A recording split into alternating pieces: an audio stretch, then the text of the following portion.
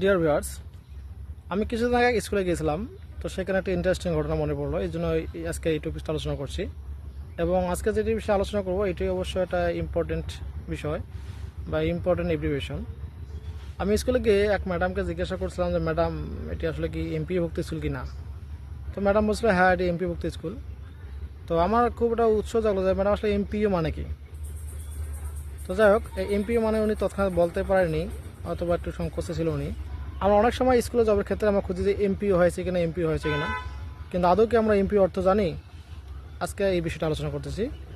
দেখুন, এমপিও মানে হচ্ছে এমপিও, মান্থলি পেমেন্ট অর্ডার। অর্থাৎ যে সকল স্কুলে সরকারিভাবে বা আর্থিকভাবে প্রত্যেক মাসে অনুদান প্রদান করা হয়, বেতন প্রদান করা হয়, তাকে বলা হয় এমপিও অর্থাৎ মান্থলি পেমেন্ট অর্ডার। আশা রেখে আজকের এই লেকচারটি শোনার পর সবাই শিওর হবো যে এমপিও মানে কি। তো সবাই ভালো থাকবেন, সুস্থ থাকবেন, বেশি করে আমার চ্যানেলটাকে সাবস্ক্রাইব করবেন এবং আমি বিভিন্ন বিষয়গুলো ইনশাল্লাহ তুলে ধরবো এখানে আমার চ্যানেলটির মাধ্যমে।